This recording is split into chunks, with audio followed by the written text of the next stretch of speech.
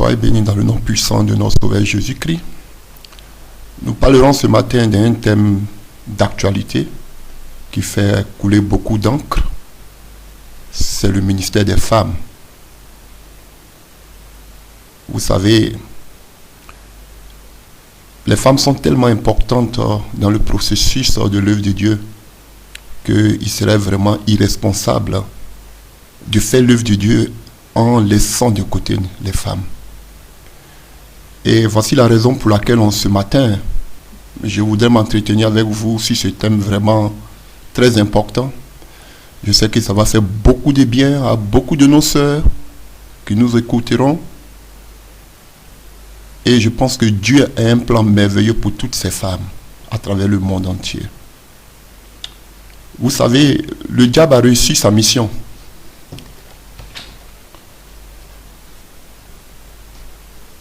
Le diable a utilisé une stratégie, c'était de disqualifier les femmes parce qu'il connaissait vraiment le dévouement de nos femmes.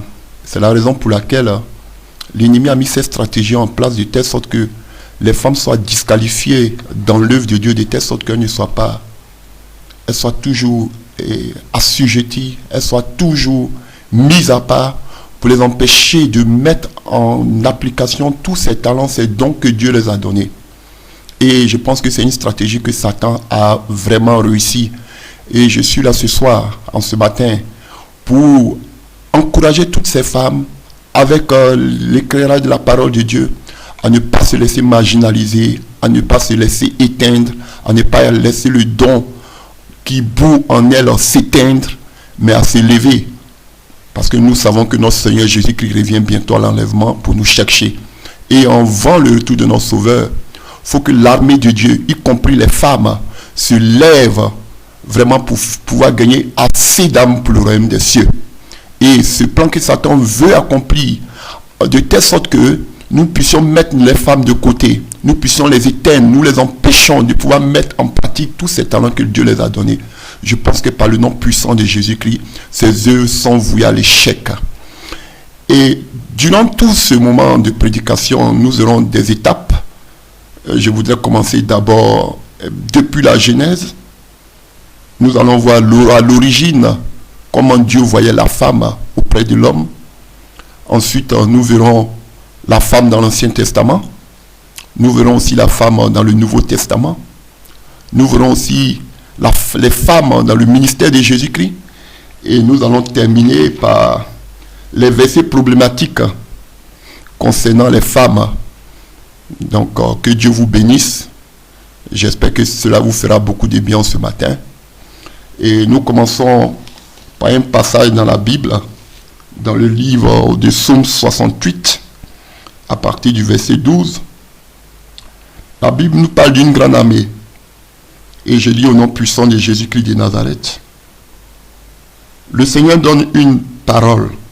Et les messagères de bonnes nouvelles sont une grande armée.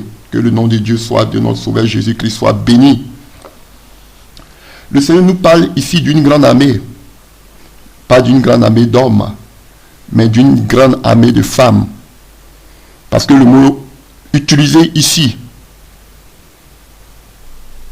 pour parler d'armée est sabbat en hébreu. Et c'est un groupe immense de femmes organisées pour un combat. Donc ce mot est féminin. Il parle des femmes. Donc le Seigneur nous dit ici que il dit une parole et les messagers de bonnes nouvelles étaient organisés à une armée pour accomplir leur œuvre. Donc frère, Dieu a toujours voulu travailler avec la femme. Dieu n'a jamais laissé la femme de côté. Et on le voit durant tout le parcours dans la Bible. On le voit avec toutes les prophéties. Les femmes étaient toujours mentionnées. Les femmes ont toujours joué un grand rôle. Et comment voulez-vous que nous puissions gagner assez d'âmes? Comment vous voulez que nous puissions combattre contre les œuvres occultes si nous mettons la femme de côté, alors que nous savons que les femmes occupent un rang honorable dans l'œuvre de Dieu? Et je pense que c'est une stratégie organisée par le diable pour pouvoir disqualifier les femmes parce qu'il sait que la force de la femme dans le ministère est vraiment importante. C'est pourquoi je vais encourager toutes ces femmes à se lever. Toutes ces femmes à qui Dieu a donné une grâce, à qui Dieu a donné un don, de ne pas se laisser piétiner, mais de s'élever et de faire la mission pour laquelle le Seigneur les a amenés sur cette terre. Que le nom de Jésus soit béni. Donc, quand nous voyons déjà dans le livre des Actes des Apôtres 2, versets 17 à 18, la Bible nous parle de Pierre, qui rappelle à la prophétie du prophète Joël, qui dit, dans les derniers jours, dit Dieu, je répandrai de mon esprit sur toute chair. Vos fils et vos filles prophétiseront. Vos jeunes gens auront des visions et vos vieillards auront des songes. Oui, sur mes serviteurs et sur mes servantes, dans ces jours-là, je répandrai de mon esprit et ils prophétiseront. Acte 2, verset 17 à 18.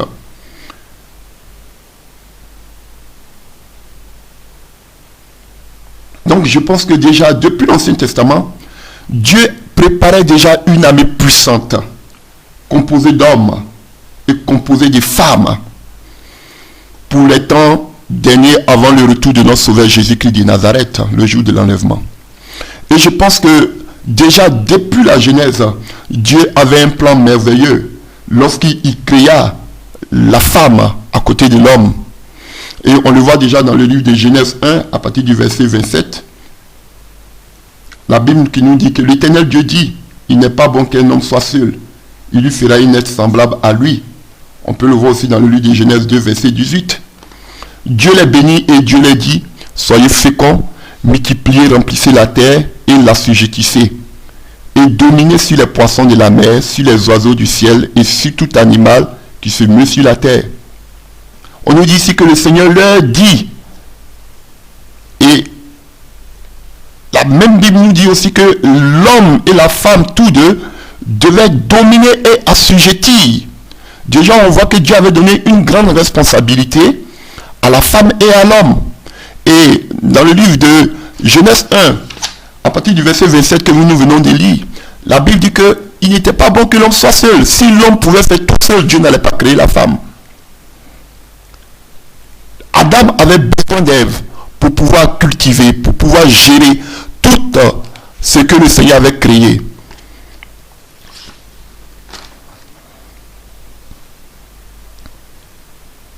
Et le Seigneur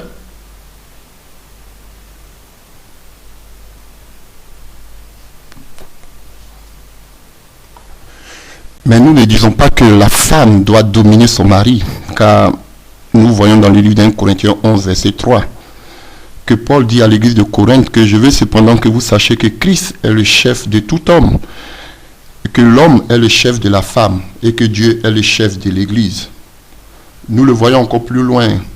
Il est dit encore dans le livre de 2 Corinthiens 11, verset 12.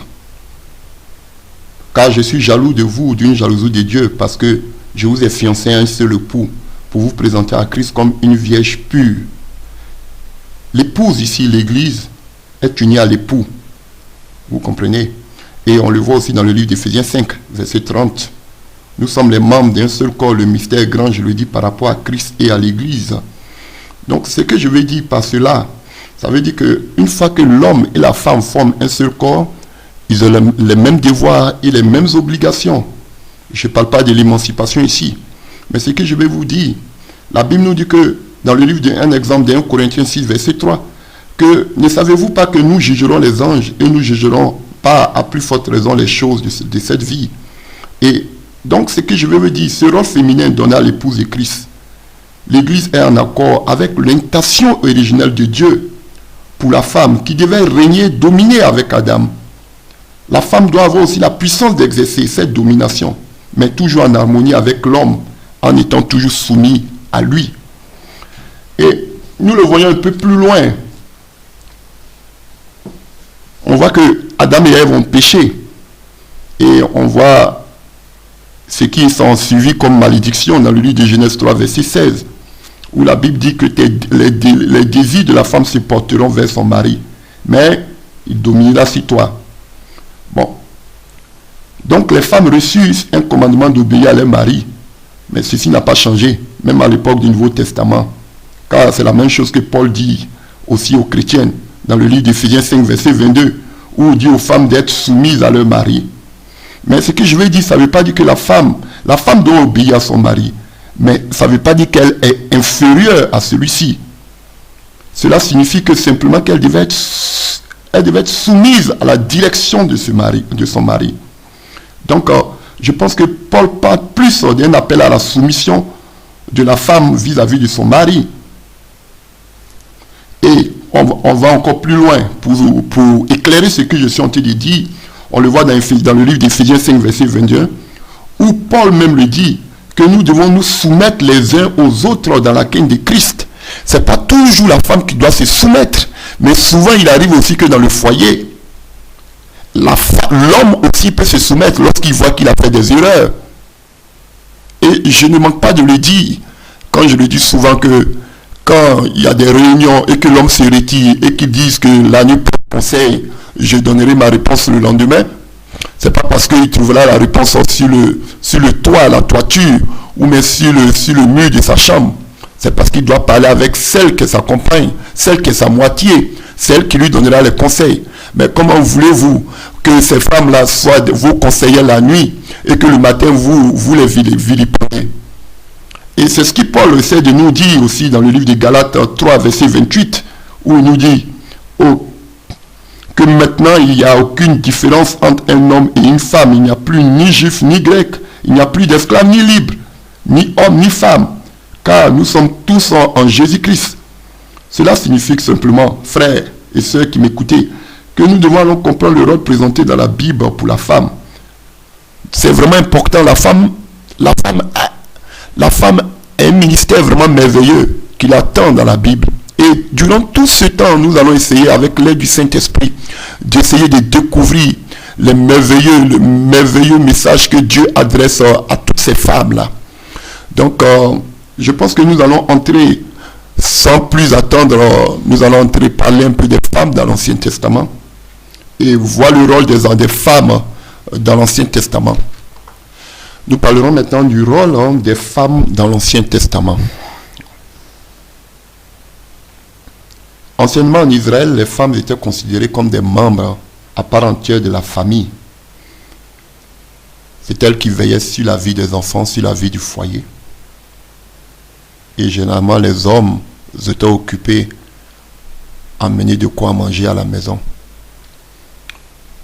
Et selon la loi aussi, ces femmes avaient le droit de participer aussi, de se présenter 3 fois par an devant l'Éternel pour pouvoir adorer l'Éternel, faire des offrandes avec leur mari. Vous pouvez le voir dans le livre de Deutéronome 29, verset 10 à 11. On peut le voir aussi dans le livre de Néhémie 8, verset 2 et de Josué 2 à partir du verset 16. Mais ces femmes-là n'étaient pas obligées de le faire comme les hommes. C'était les hommes qui avaient la charge de faire ces sacrifices à l'honneur de la famille. Mais les femmes n'étaient pas obligées. Peut-être que cela était dû aux importantes responsabilités en tant qu'épouse et mère. Et on a un parfait exemple, c'est dans le livre de Samuel. On voit que dans le livre de 1 Samuel 1, au verset 3, et aussi au verset 18, on voit que par exemple, Anne accompagnait son mari à Silo pour adorer l'Éternel. Mais on nous dit plus tard que Anne ne monta point. Elle dit à son mari, lorsque l'enfant sera sévré, je le mènerai afin qu'il soit présenté devant l'Éternel et qu'il reste là pour toujours. On le voit au verset 22. Donc, comme le chef de famille, le mari, le père présentaient les sacrifices et les offrandes au nom de la famille entière. Vous pouvez le voir aussi dans le livre de Lévitique 1, à partir du verset 2. Mais la femme pouvait aussi être présente. La femme aussi avait le droit dans l'Ancien Testament de participer à quelques fêtes, telles que par exemple la fête des tabernacles, qu'on voit dans le livre de Deutéronome 16, verset 14. La fête annuelle de l'Éternel, qu'on le voit dans le livre de Juges 21 à partir du verset 19 à 21. et aussi le festival de la nouvelle lune dans le livre de 2 Rois 5, verset 23. Mais il y avait un sacrifice que seulement les femmes pouvaient offrir à l'Éternel après la naissance d'un enfant. Et on le voit dans le livre de Lévitique 12 à partir du verset 6. Mais la Bible mentionne que vraiment, il y avait des femmes formidables dans l'Ancien Testament. Et même le livre de Hébreux 11, qui nous parle des héros de la foi, nous mentionne quelques femmes formidables, telles que Sarah, telles que Rahab. Vous voyez, on nous parle aussi d'Anne, qui est une illustration parfaite de la mère israélite, celle qui priait Dieu. Elle croyait que Dieu attendait ses prières et elle gardait ses promesses. Donc, on peut trouver son histoire dans le livre de 1 Samuel.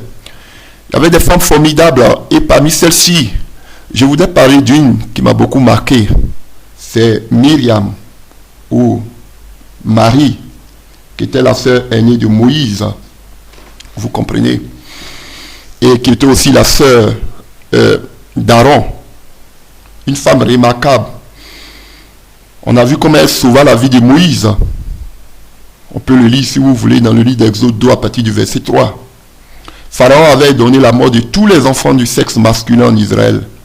La vie du bébé Moïse était en danger, alors sa mère passa à l'action.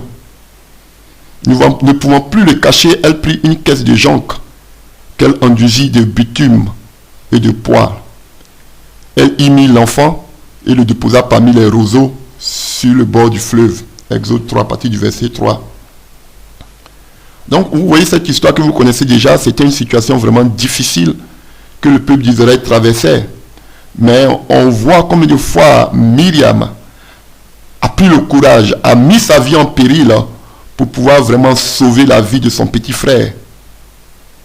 Vous voyez, on voit comment elle a pu mettre cet enfant dans cette caisse et le faire passer sur le fleuve. On le voit aussi dans le livre d'Exode 2 à partir du verset 4. La sœur de l'enfant se tient à quelque distance pour savoir ce qui lui arriverait. Elle a veillé sur la vie de cet enfant. Et la Bible nous dit qu'elle a aperçu la fille de Pharaon. Et elle s'est présentée immédiatement. Et elle a organisé en même temps un plan d'action. Et ça aussi on le voit dans le livre d'Exode 2 verset 7. Alors la sœur de l'enfant Myriam dit à la fille de Pharaon, veux-tu que j'aille te chercher une nourrice parmi les femmes des Hébreux pour allaiter cet enfant? On voit que même Myriam a fait des arrangements afin que la mère de Moïse puisse le nourrir. Vous comprenez? Donc c'était une action courageuse de la part de Myriam pour sauver Moïse. Et nous devons une grande dette à cette femme. Comment serait-il le monde aujourd'hui si Moïse n'avait pas été capable d'accomplir son ministère? Alléluia. Et la Bible nous dit que cette femme-là était aussi une très grande prophétesse. Alléluia. Et la Bible nous dit, après la traversée du peuple d'Israël de la mer Rouge, et que tout le peuple et toute l'armée de Pharaon fut engloutie dans la mer, on voit cette Marie, cette prophétesse, qui se lève et qui commence à conduire un culte d'action et de louange, d'adoration à l'Éternel. On le voit dans le livre d'Exode 15 à partir du verset 20 à 21. Alors Marie, la prophétesse, sœur d'Aaron, prit à sa main un tambourin, et toutes les femmes vinrent après elle avec des tambourins et en dansant. Marie répondait aux enfants d'Israël, chantez à l'Éternel, car il a fait éclater sa gloire. Il a précipité dans la mer le cheval de son cavalier. Donc vous comprenez qu'elle avait un puissant ministère de louange, en plus qu'elle était une prophétesse aussi. Alléluia. Que le nom de Dieu soit béni. Et non seulement qu'elle était prophétesse, elle était encore une chante. Et elle pouvait conduire aussi tout un peuple dans l'adoration. Elle n'est pas la seule, car la Bible aussi parlera de d'autres femmes qui avaient ce ministère aussi de chantres. On le voit dans le livre des 1 Chroniques 25 à partir du verset 5 à 6. On nous parle de d'autres femmes aussi qui avaient ce ministère. Au temps de David, et le ministère des chantres. Donc c'est normal qu'il y ait des femmes qui puissent adorer Dieu, qui puissent chanter pour l'Éternel. Et la Bible va encore plus loin pour nous parler de Marie, de Myriam. Elle n'était pas seulement qu'une prophétesse, elle n'était pas une femme qui savait chanter à l'Éternel, mais on nous dit aussi qu'elle a dirigé le peuple d'Israël avec Aaron et Moïse. Oui, je vous dis la vérité, parce que nous le voyons dans le livre de Michée 6, verset 4. La Bible nous dit que quand j'étais fait monter du pays d'Égypte, j'étais délivré de la main de servitude et j'ai envoyé devant toi Moïse, Aaron et Marie. Vous voyez, donc le nom de Marie est mentionné aussi avec Aaron et Moïse. Donc c'était un ministère familial, vous comprenez. Parce qu'ils étaient aussi des descendants de Lévi. Ils étaient consacrés. Vous comprenez.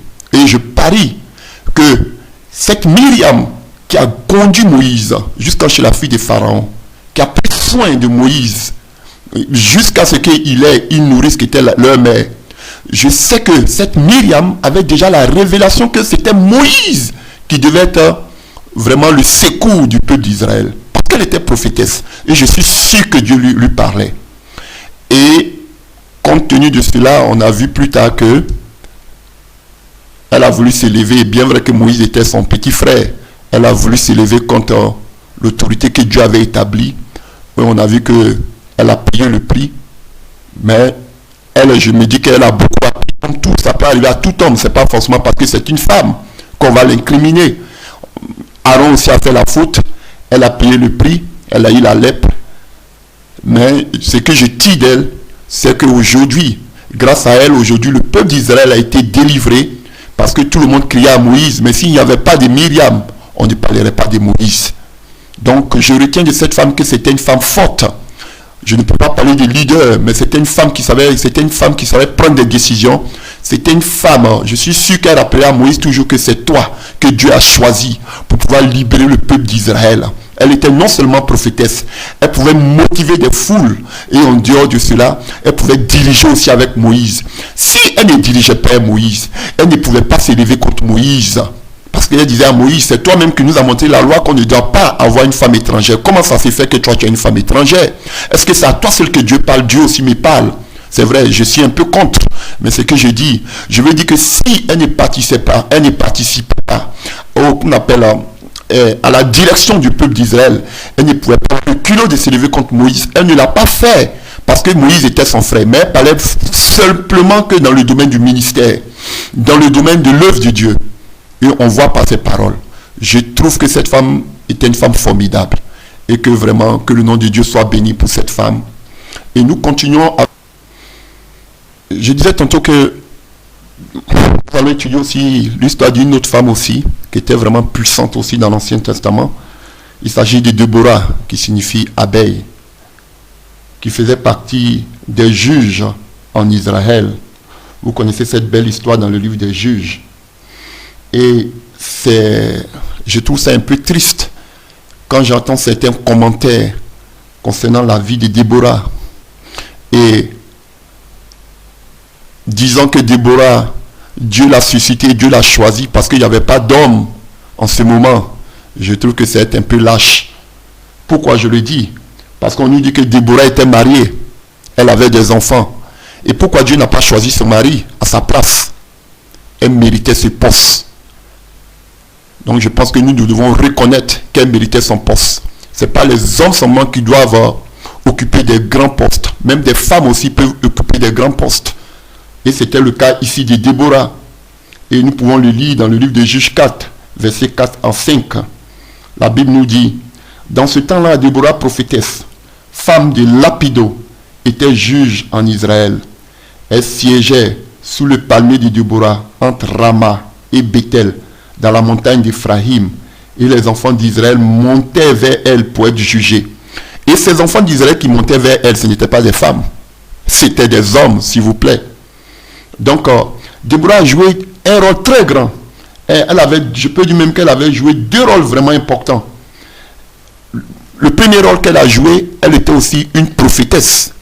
Et par sa prophétie, on a vu combien de fois elle a pu donner les directives au peuple d'Israël. Et une deuxième chose importante qu'elle a faite, c'est qu'elle était juge. Elle gouvernait. Elle pouvait porter des jugements. Vous comprenez? Et on voit que si sa direction, les enfants d'Israël furent délivrés d'une occupation étrangère qui avait duré plus de 20 ans. Et grâce à sa prophétie, on a vu comment Déborah a ordonné au général israélite Barak de sortir avec 10 000 hommes contre une armée cananéenne supérieure, composée de 900 chariots de fer. Alléluia. Et on a vu que sous le règne, avec, comme on appelle, les conseils de Déborah, Barak dirigea la bataille contre le général Sisera de l'armée cananéenne. Et il remporta la victoire. Vous connaissez toute cette histoire. Et on a vu que le général Sisera s'est enfui. Et où il allait résider dans la maison d'une certaine Jaël, qui faisait partie d'une famille israélite. Et on a vu que elle a donné de l'hospitalité à ce roi-là. Mais la Bible nous dit que c'est cette femme-là qui a mis un puits dans la tête et qui a tué Sisera dans la tête. Donc ici déjà, on voit que deux femmes fortes, c'est-à-dire Déborah qui était en même temps prophétesse et qui était en même temps juge, si Israël a pu donner, elle a pu motiver un général. Un général, généralement, c'est lui qui motive son armée. Mais cette fois-ci, c'était le général qui était motivé par qui? Une femme. Et on voit que par sa prophétie, par les prophéties, parce qu'elle était la porte-parole de Dieu, on voit comment elle a pu donner les directives au peuple d'Israël. Et on a vu encore une deuxième femme qui a accompli encore la prophétie, qui a accompli encore les miracles en tuant l'ennemi d'Israël. Que c'est merveilleux. Ce sont seulement que des femmes. Où étaient ces hommes? Mais ils venaient consulter l'Éternel par cette femme-là. Alléluia. Et ce qui me plaît toujours, ces femmes, après de grandes victoires, elles bénissent, elles louent toujours Dieu. Et on voit aussi Déborah, après cette grande victoire dans le livre de Juges 5, à partir du verset 13, qui commence aussi à chanter un cantique à l'Éternel. Oh, que le nom de Jésus soit béni pour cette femme formidable. Nous allons continuer tout ce temps. Nous allons parler des femmes. Il y a tellement de femmes qui ont joué tellement de grands rôles qu'on appelle dans l'Ancien Testament. Nous allons essayer de voir certaines d'autres femmes encore que Dieu a utilisées. La Bible nous parle encore d'une prophétesse. On nous parle de la prophétesse Hulda. On le voit dans le livre de 2 Rois 22 à partir du verset 14 à 15. C'était la femme elle était mariée, femme de Shalom, gardien des vêtements. Elle habitait à Jérusalem, dans l'autre quartier de la ville, après qu'ils eurent parlé. Et la Bible nous parle de cette prophétesse. Elle a tellement joué un rôle vraiment important. Je peux vous dire, elles étaient tous mariées. Elle était mariée aussi comme Déborah était mariée. On peut être marié en tant que femme. Je vous dis la vérité. Et auprès de son mari, et servir l'Éternel sans problème. Je vous dis, car quand Dieu veut faire un travail avec un homme accompli, il trouve toujours une femme pour le faire. Il y a toujours une femme à côté. C'est vous-même les hommes qui dites qu'auprès d'un homme, il y a toujours une femme forte, une grande femme. Donc c'est aussi dans le domaine de l'œuvre de Dieu. Et on voit que la plupart de ces prophétesses étaient des femmes mariées, mais ça n'a jamais eu de problème dans leur foyer. Donc toi qui es appelé à servir Dieu en tant que femme, comment tu te comportes dans ton foyer? C'est la question que je me pose. Mais on nous parle de cette femme qui était Hulda, une prophétesse à Jérusalem. Et on l'appelle la prophétesse de la réforme. Pourquoi? On voit même que des sacrificateurs même venaient vers elle pour avoir les instructions de Dieu. Le peuple de Dieu était dans le chaos, c'était sous le règne du roi Josias. Et on a vu un roi vraiment qui craignait l'Éternel. On a vu que grâce à cette femme, ils avaient trouvé qu'on appelle la parole de Dieu et qu'on appelle dans le temple. Il a fallu vraiment cette femme pour pouvoir leur mettre sur le droit chemin, pour leur donner des directives, pour leur donner l'inspiration. Vraiment, elle a donné l'inspiration au roi Josias, aussi aux sacrificateurs. On a vu comment par cette femme, il y a eu des grandes réformes morales et spirituelles jamais entreprises. Et par cette femme, par ses conseils, il y a eu un grand réveil de repentance sur le règne du roi Josias. Vous pouvez le voir dans le livre de 2 Rois 22 et 2 Chroniques 34.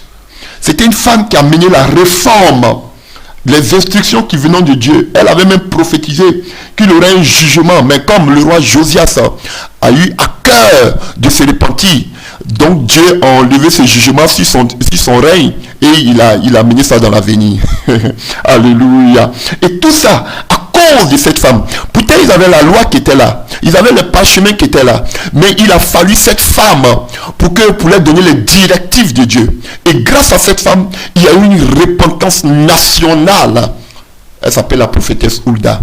Donc ne me dites pas qu'il ne peut pas y avoir des femmes qui peuvent être à des hautes responsabilités dans l'œuvre de Dieu. J'ai dit non. S'il vous plaît, mettons nos coutumes de côté, mettons nos patois de côté, mettons toutes nos connaissances humaines de côté, mais voyons seulement la grâce que Dieu donne à ces femmes-là. Je vous dis, dans ces derniers temps, Dieu suscite une armée de femmes puissantes, remplies de la puissance du Saint-Esprit, onctionnées pour pouvoir gagner des âmes pour l'avancement de l'œuvre de Dieu avant le retour de notre Sauveur Jésus-Christ de Nazareth. Parlons aussi d'une autre femme dans l'Ancien Testament, qui était la femme d'un prophète. On parle d'Ésaïe. Et on le trouve dans le livre de Ésaïe 8, verset 3. Il dit, « Je m'étais approché de la prophétesse, elle conçut et elle enfanta un fils. L'Éternel me dit, donne-lui pour nom Maher-Shalal, Bashbas. » Alléluia. La Bible nous parle de la femme d'Isaïe. Et dans la Bible entière, on ne nous mentionne pas un prophète qui avait marié une prophétesse. Isaïe est le seul dont la Bible mentionne qui avait marié une femme qui était prophétesse. La Bible ne dit pas que deux valent mieux que un. Alléluia. Parce qu'il retient un bon salaire de leur travail dans le livre d'Ecclésiaste 4, verset 9. Donc, quand vous voyez le livre d'Ésaïe, on n'est pas étonné, puisqu'il avait, Ésaïe avait une prophétesse à ses côtés. Et qui a plus parlé de Jésus que le livre d'Ésaïe? Qui a plus parlé des souffrances que le livre de Jésus que le livre d'Ésaïe? On comprend. Souvent même, je me dis que peut-être la femme d'Ésaïe recevait aussi peut-être quelques prophéties qu'elle donnait à son mari. Mais on a vu qu'ils avaient un ministère puissant. Et voilà pourquoi, dans la théologie, on appelle le livre d'Ésaïe le 5e évangile. Parce que c'est un livre qui parle beaucoup de la vie de Jésus-Christ de Nazareth. Je ne pourrais terminer mes propos en ce qui concerne les femmes dans l'Ancien Testament sans parler de la femme vertueuse dans le livre de Proverbes 31. Oh, qui n'aimerait pas avoir une femme comme cette femme décrite dans le livre de Proverbes 31?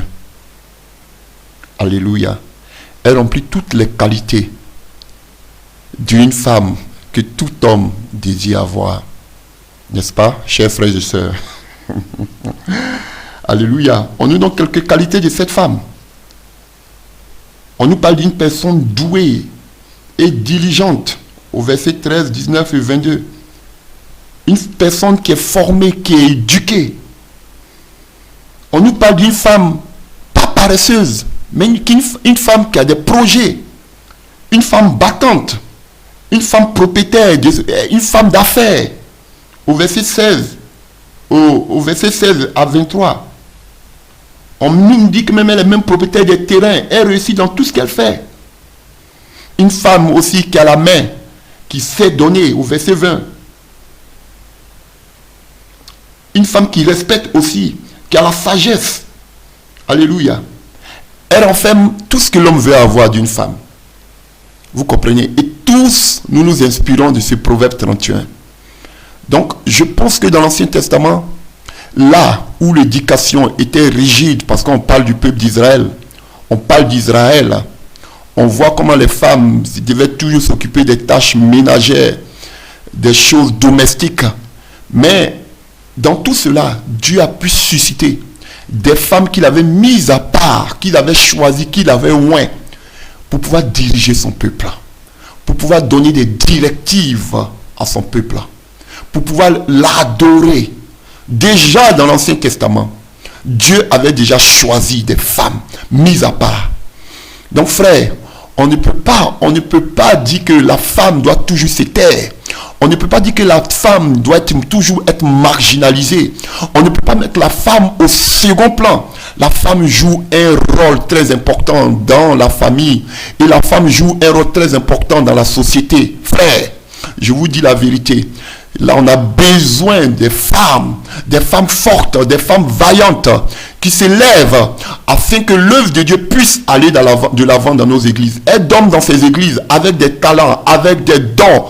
Et aujourd'hui, on leur donne le droit de pouvoir rendre des témoignages, on leur donne le droit de pouvoir peut-être chanter, mais Dieu aussi les appelle aussi à diriger, frère. Dieu les appelle aussi à une tâche particulière telle que au parler de la part de l'Éternel. Pourquoi vous voulez les museler, frères? Nous allons parler maintenant des femmes dans le Nouveau Testament. On voit la venue de Jésus et pendant le temps de Jésus-Christ de Nazareth. Et nous pouvons noter qu'à l'époque du Nouveau Testament, les femmes juives avaient cessé d'être actives dans le temple ou dans les cultes d'adoration de la synagogue. Cela était dû aux traditions et dû aussi à la loi orale qu'on appelle le Talmud. Et à cette époque-là, les femmes avaient été repoussées, marginalisées à un rôle inférieur. Ce que même on ne trouvait même pas dans la Bible. Et dans le temple, il y avait un lieu appelé le parvis des femmes. Et c'est là seulement que les femmes devaient se tenir. Elles n'avaient même pas le droit d'aller dans le parvis intérieur. Et quand vous allez voir d'autres sources historiques, on nous dit que les femmes ne pouvaient même pas lire ou parler dans la synagogue.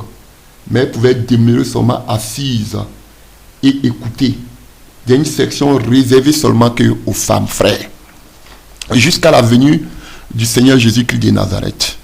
Et lorsque le Seigneur Jésus-Christ arrive, on voit que la première des choses qu'il fait, quand on prend le livre de Jean ou le livre de Luc, on voit que Jésus-Christ, il a commencé à travailler, il a commencé à s'occuper des gens qui étaient rejetés, marginalisés, tels que les aveugles, tels que les lépreux, tels que les femmes. Et c'est pour la raison pour laquelle on voit que Jésus, dans son ministère ici-bas, dans ses voyages, il était beaucoup accompagné par des femmes, telles que Marthe et Marie, qui étaient toujours à ses pieds. Vous comprenez? Donc, au temps de Jésus-Christ, c'était une nouvelle ère chrétienne. Et en Christ, Jésus-Christ a brisé toutes les divisions. Il a aboli toutes choses. Toutes ces séparations qui existaient auparavant entre l'homme et la femme. Il est venu et nous a fait égal, que ce soit juif, que ce soit gentil, que ce soit homme ou femme. Nous sommes devenus tous un en Jésus-Christ de Nazareth. Je voudrais en même temps ouvrir une fenêtre et poser en même temps une question que tout le monde se pose. C'est concernant le ministère, les différents ministères dont nous parle Éphésiens 4 à partir du verset 11. Est-ce qu'une femme a le droit d'exercer un ministère apostolique, prophétique, évangélique, pastoral, un pastorat et peut-être d'enseignant? Et durant vraiment cet enseignement, nous allons aussi parler de tout cela pour que les femmes ne se sentent plus lésées. Moi, je crois que avec la parole de Dieu, vous serez vraiment éclairés. Et chacun, je vois beaucoup de femmes qui ont abandonné leur ministère, qui ont abandonné la vision que Dieu les a donnée à cause des flèches que les hommes les ont lancées. Mais je pense qu'à partir d'aujourd'hui, à partir de ce message, par la grâce de Dieu, les écailles vont tomber des yeux. Et je pense qu'à partir de là, ma soeur, toi qui m'écoutes, tu pourras te lever et continuer vraiment ce que le Seigneur te met à cœur. Nous allons commencer à parler de Marie, la mère de Jésus-Christ. On ne peut pas parler du Nouveau Testament sans parler de la mère de Jésus-Christ de Nazareth. Marie qui sort aussi de Myriam, qui signifie amertume. On nous parle que elle était la mère de Jésus-Christ de Nazareth. C'était une femme vraiment bonne et pieuse. Donc, Elle tire un peu aussi l'histoire d'Anne. C'est vrai, parce qu'on le voit aussi par sa louange prophétique dans le livre de Luc 1, verset 46 à 55. Et si vous faites la comparaison avec le cantique d'Anne dans le livre de 1 Samuel 2, verset 1 à 10, vous allez voir que ça prépare la même louange. Alléluia. Et la Bible nous dit dans le livre de Galates 4, verset 4, « Mais lorsque le temps a été accompli, Dieu a envoyé son Fils, né d'une femme, né sous la loi. » Marie est née sous la loi. Il est vrai que la femme, Ève, a été la première à céder à la tentation du péché, et ensuite elle a tenté son mari. Mais nous ne devons pas oublier que aussi c'était une femme, Marie, qui est devenue l'instrument obéissant à travers lequel Christ étant conçu du Saint-Esprit. C'était à travers la femme que le Sauveur du monde est né. Alors, donc si nous blâmons une femme qui est Ève pour la chute de l'homme, nous devons aussi élever la femme, une autre femme qui est Marie, pour être devenue l'instrument qui introduit le Sauveur dans ce monde. Donc je pense que tout s'est fait par des femmes. On appelle toujours Ève, mais je me suis dit toujours, Ève qui est venue trouver Adam dans le jardin. Si Adam avait pris sa responsabilité pour montrer à Ève comment les choses se passaient dans le jardin, je pensais que Ève aussi, je pense que Ève aurait fait un peu attention. C'est parce qu'il n'a pas pris sa responsabilité vis-à-vis de sa femme, Ève, qu'aujourd'hui je pense que nous sommes arrivés jusqu'à là. Bref, mais je pense que je ne veux pas m'attarder sur les choses négatives, mais je pense que Marie est un bon exemple. Là où Ève a amené la mort, là Marie a amené la vie. Et il faudra qu'on glorifie le Seigneur pour cette femme, à qui une grâce a été faite, qui a accepté que la volonté de Dieu soit faite, qui a accepté les humiliations, là où elle vivait. On a vu même que son meilleur compagnon, même qui était Joseph, voulait la laisser secrètement. Vous comprenez? Donc elle a beaucoup souffert l'humiliation, mais à cause de l'humanité, à cause du sacrifice de Christ, elle a accepté cette humiliation. Elle a accepté que Christ vienne au monde pour qu'aujourd'hui nous soyons sauvés. C'est pourquoi partout que nous soyons, nous parlons toujours de cette femme pour le sacrifice. Et ce n'est pas un homme qui l'a fait, mais c'est une femme. Donc je pense que nous devons glorifier le nom de notre Sauveur pour le sacrifice de cette femme. Dans le même Nouveau Testament, la Bible nous parle d'une autre femme. Et tout tantôt, je parlais des différents ministères. On a vu que déjà Déborah était une prophétesse. On a vu que Hulda était une prophétesse. On a vu que Ésaïe était marié à une prophétesse. Et on voit ici encore dans le Nouveau Testament que la Bible aussi, le Nouveau Testament débute par une merveilleuse histoire de la naissance de Jésus-Christ. Vous comprenez? C'était lors de la cérémonie de purification de Marie, dont nous avons parlé tantôt dans le livre de Lévitique 12, au verset 1 à 6. La Bible nous parle d'une prophétesse qu'on appelle Anne. Vraiment, elle a fait une apparition vraiment dramatique. Alléluia. Et je le lis dans le livre de Luc 2, à partir du verset 36 à 37. La Bible nous dit qu'il y avait aussi une prophétesse, Anne, fille de Phanuel, de la tribu d'Asser. Elle était fort avancée en âge et elle avait vécu 7 ans avec son mari depuis sa virginité. Restée veuve et âgée de 84 ans. Elle ne quittait pas le temple et elle servait Dieu nuit et jour dans le jeûne et dans la prière. On voit que Dieu s'est servi de cette dame-là pour confirmer que Jésus-Christ était le Messie, qu'Israël attendait. Waouh! Je trouve ça vraiment génial, que c'est une femme, là où les hommes même n'ont même pas pu s'élever. C'est que des prophètes avaient dit depuis lors, c'est que même Moïse avait dit depuis lors, que Dieu vous envoyait un prophète comme moi. Mais la Bible dit que cette personne qui était la première à révéler cela aux yeux du peuple d'Israël, c'était une femme, frère. C'était une femme qui a révélé que Jésus était le Messie qu'Israël attendait. Ce n'était pas un homme qui l'a dit. Donc, cette femme a joué un rôle vraiment important lors de la naissance et de la consécration de Jésus. Alléluia, frère. On va voir qu'à chaque grande étape de la vie de Jésus-Christ de Nazareth, c'était des femmes qui étaient au rendez-vous, frère. Ouvrez les yeux, je vous en supplie, frère. Les femmes ont un grand rôle à jouer.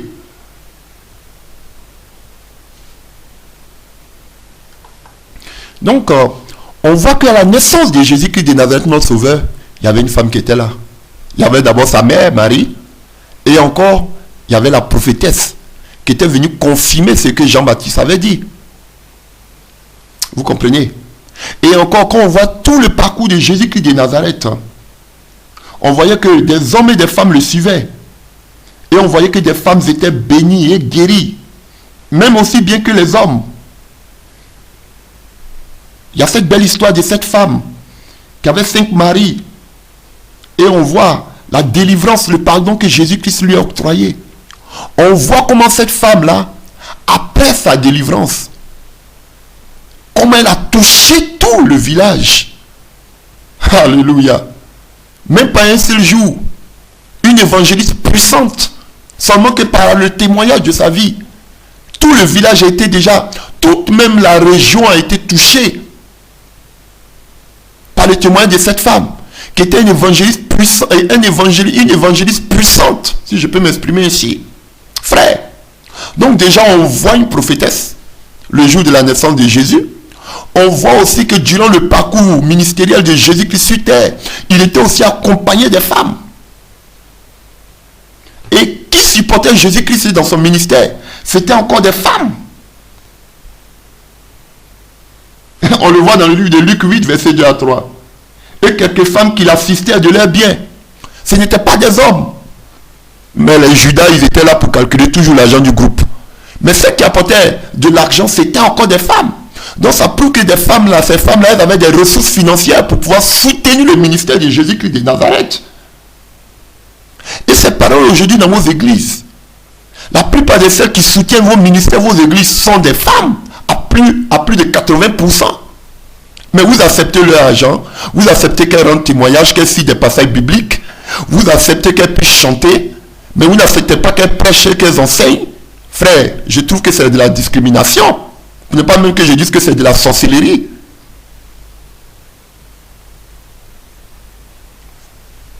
Encore, je vais encore plus loin. Nous voyons déjà qu'il y avait déjà des femmes à la naissance de Jésus. On voit qu'encore dans le ministère de Jésus-Christ de Nazareth, il y avait encore des femmes. Et on voit qu'encore à la croix, près de la croix, il se trouvait encore des femmes pendant que tous les hommes avaient disparu. On peut le voir dans le livre de Jean 19, à partir du verset 20. Près de la croix de Jésus se tenaient sa mère et la sœur de sa mère, Marie, femme de Clopas, et Marie de Magdala. Donc, on voit que la dernière personne, même encore au pied de la croix, était une femme. Dans le livre de Marc 15, à partir du verset 47. Frère, vous qui négligez les femmes, vous qui marginalisez les femmes, vous qui mettez les femmes, vous qui réduisez les femmes au second plan, mais où vous étiez tout ce temps? Où vous étiez à la naissance de Jésus-Christ de Nazareth? Oh, le Seigneur encore me donne une révélation.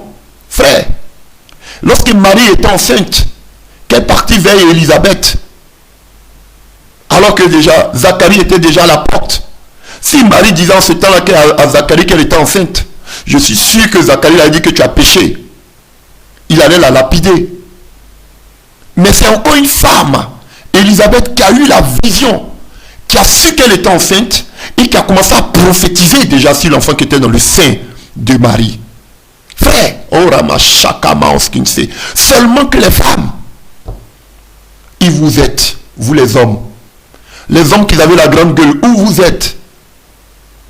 Les hommes qui pensaient que vous savez tout, où vous étiez? Les hommes qui détruisent le ministère avec le javelot, le fer, où vous étiez?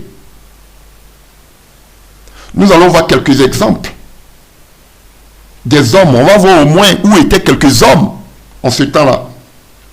Pendant que Jésus était crucifié à la croix, pendant que Jésus-Christ était dans le tombeau, où étaient ces hommes? Nous allons voir quelques exemples. Contrairement aux femmes qui étaient là dès la naissance de Jésus, qui étaient là pendant le ministère de Jésus, qui ont même soutenu Jésus-Christ avec leurs moyens financiers, qui étaient là même encore à la croix. Et nous verrons tantôt encore, tout à l'heure, qu'elles étaient là même encore à la résurrection. Où étaient ces hommes? Il y a certains passages qui nous disent, par exemple, que les disciples s'étaient enfuis. On le voit dans le livre de Matthieu 25, verset 56. On voyait même que Pierre, le best man de Jésus-Christ de Nazareth, son compagnon de tous les temps, on voyait que même Pierre, il suivait de très loin, à une certaine distance. Selon Matthieu 26, verset 58. On voit aussi comment il a régné Jésus-Christ. Dans Matthieu 26, verset 72. Même Marc, le jeune Marc, on a vu même qu'il s'est enfui. Marc qui a écrit l'évangile selon Marc. On voit qu'il a essayé de sauver sa vie. Dans le livre, même, dans lui-même son propre livre. Dans le livre de Marc 14, à partir du verset 51-52, si vous voulez, je le lis. Un jeune homme le suivait. N'ayant su le corps qu'un drap, on s'est saisi de lui, mais il lâcha son vêtement et se sauva tout nu. Il allait tout nu. Ces hommes vaillants, ces guerriers, aujourd'hui, on a vu qu'ils ont laissé leur maître pendant que ces femmes étaient au front. On a vu qu'ils ont fait quoi? Ils sont retournés à leur filet. Ils sont repartis pêcher le poisson. Pendant que ces femmes étaient là, en train d'aller embaumer le corps de Jésus, cherchant à l'œil dans le cimetière, en train de pleurer devant l'ange, pensant que c'était le gardien, où vous avez mis mon maître.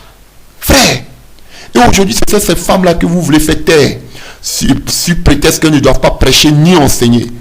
Je pense que vous devez vous repentir.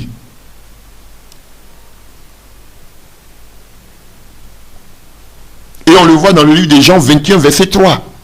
Ils sont tous retournés à leur filet.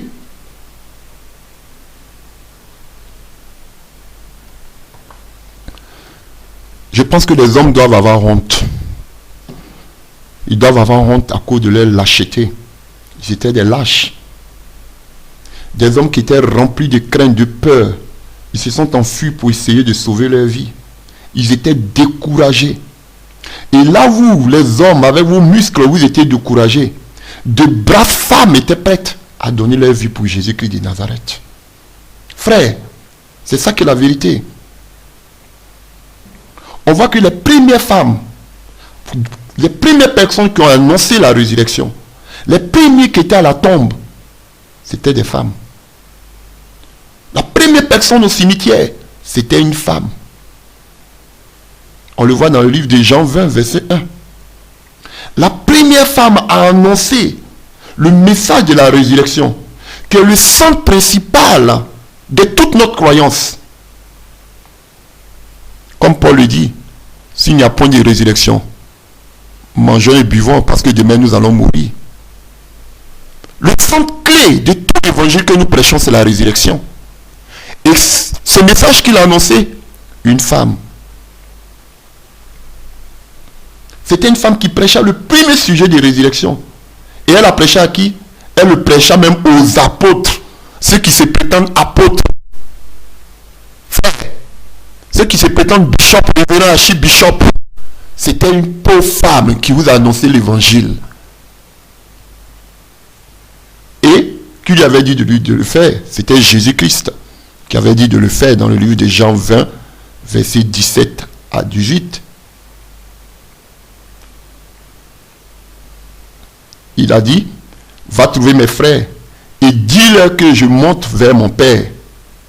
Écoutez, vous qui ne voulez pas laisser enseigner les femmes, laissez les femmes prêcher. Jésus même a donné l'ordre à la femme d'aller dire à ses frères, porter le message de la bonne nouvelle. C'est évangéliser, c'est prêcher, c'est enseigner. Pourquoi vous dites, Jésus donne l'autorisation, l'ordre, vous dites non?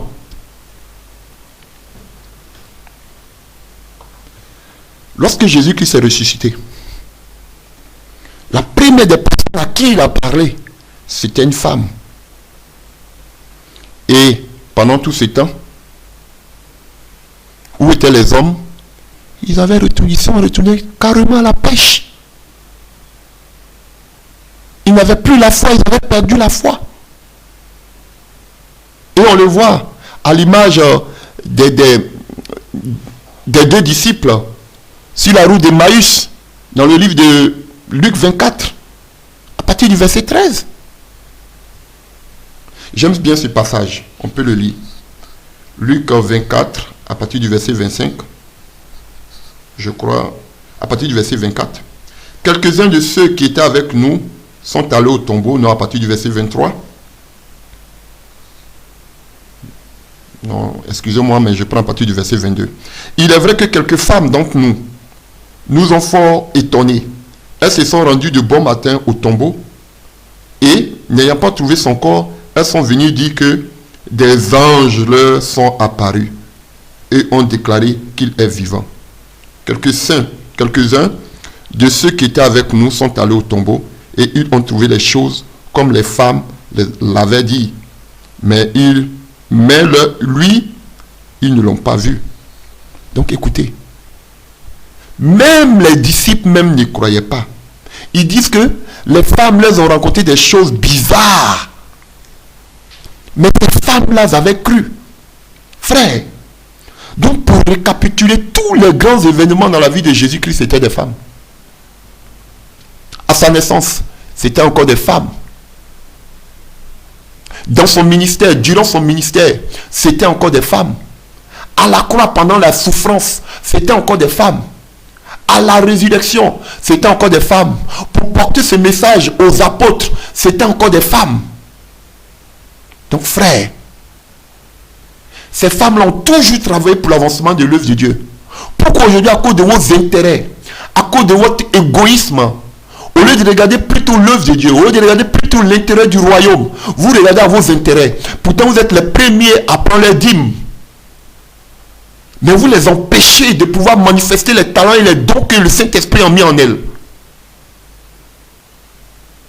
Vous devez vous repentir. Frère, c'est un coup du diable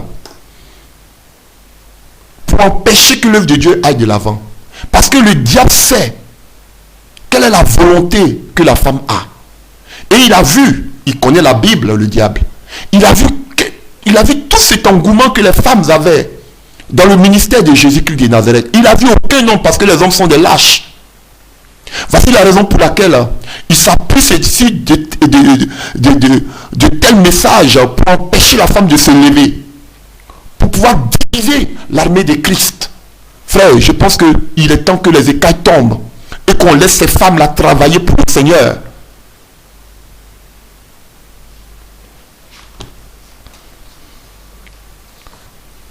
Et nous voyons qu'avant l'ascension de notre Sauveur Jésus-Christ vers le ciel, on voit que Jésus-Christ a donné ce commandement. Aller par tout le monde et prêcher la bonne nouvelle à toute la création. Dites-moi, c'était seulement pour les hommes ou bien c'était aussi avec les femmes, selon Marc 16, verset 15. Les femmes étaient aussi comprises aussi par ce commandement. Elles devaient aussi annoncer aussi l'évangile comme les hommes. Quand Jésus dit que voici les signes qui accompagnent ceux qui ont cru, est-ce que c'était seulement pour les hommes ou bien les femmes aussi faisaient partie? Quand Jésus dit celui qui croit en moi fera aussi des plus grandes œuvres que j'ai fait, dans le livre de Jean 14, verset 12, est-ce que c'était seulement pour les hommes ou bien c'était pour les deux sexes? Des femmes aussi étaient parmi les premières personnes à recevoir aussi la puissance du Saint-Esprit afin de devenir des témoins de Christ, selon Acte 2, verset 4 et Acte 1, verset 8, frère. Et la Bible mentionne même qu'après l'ascension de Jésus-Christ au ciel, quelques femmes se sont rencontrées avec d'autres disciples pour prier dans la chambre haute. Frère, et parmi ces personnes, ces 120 disciples, il y avait aussi des femmes. Est-ce que ces femmes aussi n'ont pas reçu le Saint-Esprit? Si vous voulez, nous pouvons le lire. Quand Jésus déclara en Acte 1, verset 8, mais vous recevrez une puissance, le Saint-Esprit survenir sur vous, et vous serez mes témoins à Jérusalem, dans toute la Judée, dans la Samarie, et jusqu'aux extrémités de la terre. Cette promesse était aussi pour les femmes, frères. La Bible dit, tout d'un commun encore, ils persévéraient. Il y avait aussi, dans la prière, il y avait aussi les femmes dedans. Et la Bible nous dit qu'ils furent tous remplis du Saint-Esprit, selon Acte 2, verset 4. Frère, quand la Bible dit que vous serez mes témoins, Est-ce que les témoins là, c'est seulement que des hommes ou mais aussi il y avait des femmes dedans? Frère. Donc nous voyons que ces femmes-là, sur le système, l'ancien système, avec le temple juif, dans le Nouveau Testament, elles n'avaient même pas droit à aller prier dans les synagogues. Mais avec la venue de Jésus-Christ, on voit maintenant ces femmes-là, ensemble avec les disciples dans la chambre haute. Elles sont tous remplies du Saint-Esprit. Et on les voit partout dans le Nouveau Testament, en train de prier ensemble avec les frères et les sœurs. Comme par exemple, comme ça, dans le livre des Actes 12, pour la libération de Pierre qui était en prison. On les voit en train d'intercéder aussi. Et c'est la raison pour laquelle on voit Pierre et Paul donner, qu'on appelle des directives, dans le livre de 1 Corinthiens 11, verset 2 à 16. On le voit donner des directives par rapport à comment se tenir dans le lieu d'adoration, comment se tenir dans l'église, par rapport aux prophéties, comment il faut se tenir. Ces femmes-là maintenant faisaient partie entièrement de l'œuvre de Dieu. Ces femmes qui avaient été marginalisées, maintenant elles avaient reçu la même onction que les disciples. Elles pouvaient aussi partir dans le monde entier annoncer l'évangile de Dieu. Frère, c'est un message important pour chacun de nous. Que tu sois, tu dois savoir que dans l'église où tu es, tu dois savoir que dans le ministère où que tu es, il y a des femmes qui ont des grâces qui sont déposées en elles, qui dorment, parce que vous les avez outragées, parce que vous les avez minimisées, parce que vous les avez vilipendées. Et cette grâce a commencé à s'éteindre dans leur vie. Frère, il est temps de se repentir, parce que notre Seigneur Jésus-Christ revient bientôt. Il est important que nous réveillons ce qui est endormi dans la vie de toutes ces femmes. Je parle des véritables femmes qui sont appelées à un ministère quelconque. Je ne parle pas de celles qui s'auto-proclament bishop, révérende, ce sont des choses même là. Ça ne vous, c'est pas lourd sur votre tête. Je parle des véritables appelés du Seigneur Jésus-Christ de Nazareth. Des gens qui sont appelés depuis le sein de leur mère, qui ont ces grâces qui dorment en elles. Elles ont besoin de se réveiller. Parce que nous vivons les temps difficiles, les temps derniers. Le Seigneur Jésus-Christ revient bientôt.